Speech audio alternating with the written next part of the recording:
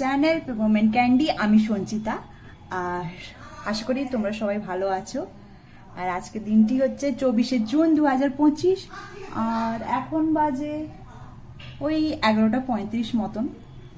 তো আমি স্নান করতে গেছিলাম, তো আমি যখন স্নান করে এসে দেখি মা অলরেডি রান্না চাপিয়ে দিয়েছে। তো চলো তোমাদেরকে দেখাই রান্নায় কি কি হচ্ছে।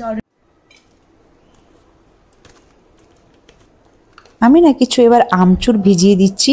এগুলা হচ্ছে আমচুর পাউডার করার আগে প্রসেসটা যেটা হয়, মানে এগুলা কাঁচা আম, এগুলাকে কেটে লবণ মাখিয়ে রোদে দিয়ে এইভাবে শুকনো করে সারা বছর রেখে দেওয়া হয়।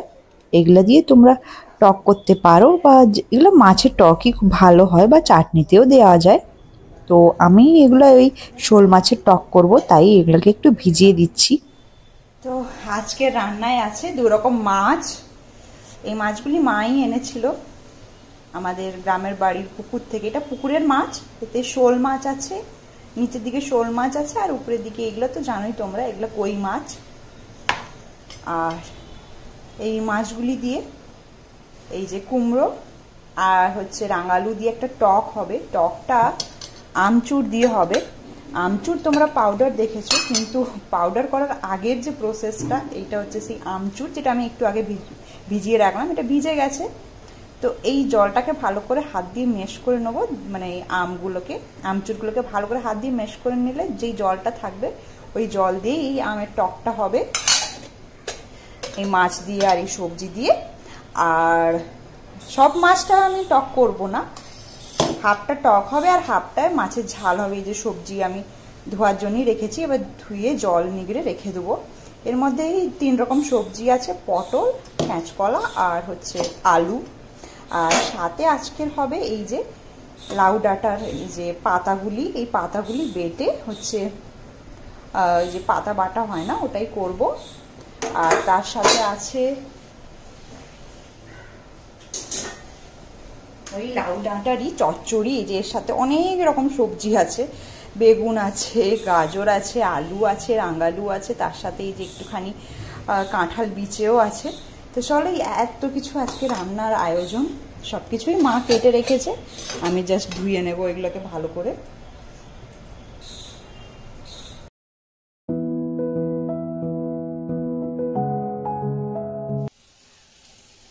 তো মা এই পাতাগুলোকে একটু ভাপিয়ে নিয়েছিল, এগুলোকে কুচিয়ে ভালো করে ধুয়ে ভাপিয়ে নেওয়া হয়েছে। এবার আমি এগুলোকে একটু মিক্সচার মেশিনে বেটে নিচ্ছি। এর সাথে তোমরা চাইলে 2-4টে কাঁচা লঙ্কাও দিয়ে দিতে পারো।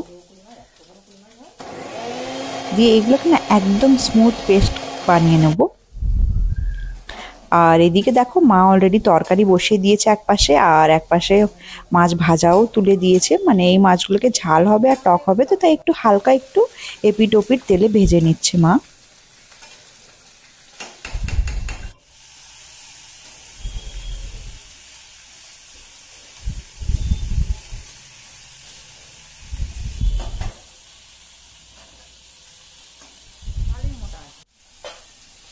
তো তরকারিটা এদিকে হয়ে এসেছে, ওটাকে মা নামিয়ে নিয়েছে। তো এইবারে মা ওই কড়াইতেই মাছের টকটা তুলবে। তার আগে মা কি করেছিল, তেলের মধ্যে একটুখানি ফোড়ন দিয়ে হচ্ছে সব সবজি, মানে সবজি বলতে কুমড়ো আর রাঙালু, ওগুলাকে একটু নাড়াচাড়া করে তার মধ্যে কাঁচা লঙ্কা দিয়ে ওই আমচুরের যে জলটা, ওটাকে ভালো করে হাত দিয়ে ম্যাশ করে ওটা দিয়ে মাছগুলি দিয়ে স্বাদ মতন লবণ দিয়ে ওটা ঢাকা দিয়ে সব কিছুকে একসাথে ফুটিয়ে নেবে। তো ব্যাস, কত সহজেই একটা শোল মাছের টক। এই টকটা না খেতে খুব সুস্বাদু হয়। যখনই শোল মাছ হয় এই টকটাও মানে করে একবার খেয়েও খুব ভালো লাগে শোল মাছের টকটা খেতে। আর এরকম গরমের দিনে না এইসব টক জাতীয় যে মাছের টক বা যে কোনো টক জাতীয় খাবার বেশ ভালোই মুখে লাগে, মুখে একটা রুচি আনে গরমকালে। তো চলো, মা ওইদিকে টকটা চাপিয়ে দিয়েছে, এইদিকে এবার আমি না ওই পাতা বাটাটা করে নিচ্ছি, কুমড়ো পাতা বাটাটা। তো প্রথমে আমি সর্ষের তেলে এখানে আমি ফোড়নে আমি গোটা যে সর্ষে হয় ওটা দিয়েছি, তার সাথে এই পাতা বাটাটাও ঢেলে দিলাম। এবার একটু এটা ভালো করে কষিয়ে স্বাদ মতন লবণ, একটু জিরে গুঁড়ো, একটু গোলমরিচ গুঁড়ো সব দিয়ে এটাকে চাপা দিয়ে করে নেবো যতক্ষণ না জলটা মরে যায়। জলটা যখন শুকিয়ে আসবে, একদম পাতা বাটাটা একদম অল্প হয়ে যাবে পরিমাণে, তখন বুঝে নেবে যে এটা হয়ে গেছে, এবার নামিয়ে নিতে হবে।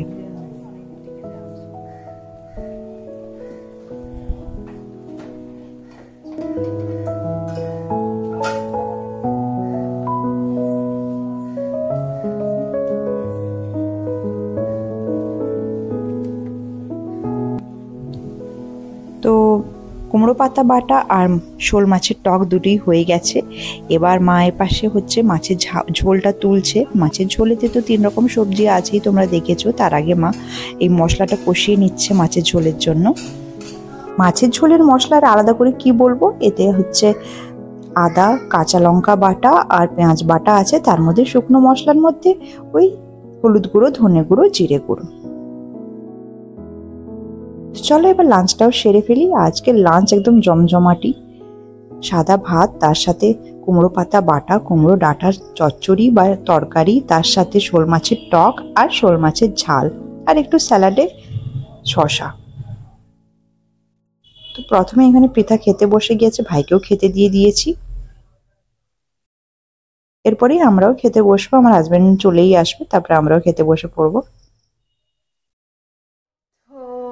এখন বাজে 6টা, আর আমি এখন একটু মা আর ভাই আর পৃথাকে নিয়ে একটু বেরোবো। তো চলো তোমাদেরকেও সঙ্গে করে নিয়ে যাই, কোথায় কোথায় যাবো আজকের সন্ধ্যেবেলা। এখন আমি মা, ভাই আর পৃথাকে নিয়ে চলে এসেছি হাতিবাগান মার্কেট। এই হাতিবাগান বাজারটা না আমাদের বাড়ি থেকে বেশি দূর নয়, পায়ে হাঁটা দূরত্ব মাত্র। তো এখানে এসে সব থেকে প্রথমে আমার চোখে পড়লো এই জুতোগুলো। এখানে 150 টাকা করে, যে কোনো জুতো 150 টাকা করেই বলছিল দাদা। তো এই জুতোটা ঠিক আমার পায়ে হচ্ছিল না, কারণ আমার পাগুলো না একটু চাওড়া চাওড়া। তখন দাদা আমাকে এই জুতোটি দেখালো, এটাও বেশ সুন্দর। যেহেতু আমি এথনিক ওয়্যারই বেশি পরি, তাই এই জুতোই আমার সব থেকে ভালো যাবে। তারপরে মা কিছু এই গরমকালে পরার জন্য সুতির এই কুর্তা বা পাঞ্জাবি টাইপের, এগুলো শর্ট পাঞ্জাবি, এগুলা সব টাইপের এজেরই ছেলেরা পরতে পারে।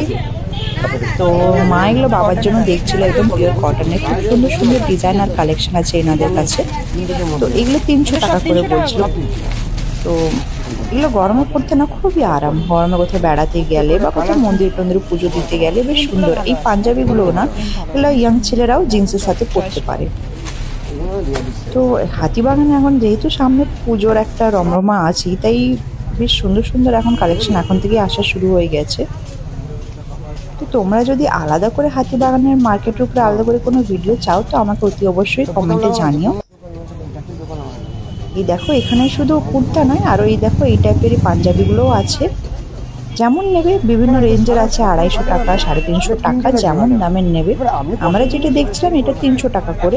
বেশ সুন্দর প্রিন্ট আছে এনাদের কাছে, বেশ সুন্দর কালেকশন। এদিকে দেখো এগুলো 350 টাকা করে। এগুলো সুতির জামাও আছে এখানে, শার্ট টাইপের, হাফ হাতার শার্ট।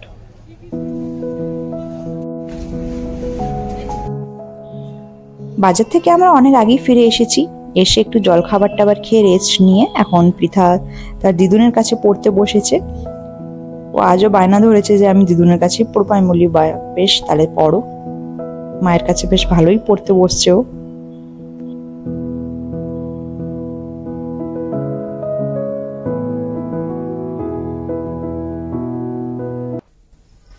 তো চলো আজকের মতন আসি। আজকের ভিডিওটি যদি ভালো লেগে থাকে তো একটি লাইক করে দিও, কমেন্ট সেকশনে নিজের ফিডব্যাকটা দিয়ে দিও, আর চ্যানেলটিকে সাবস্ক্রাইব করে পাশে থেকো। দেখা হচ্ছে নতুন কোনো ব্লগের সাথে। ততদিন পর্যন্ত ভালো থেকো, সুস্থ থেকো, টাটা।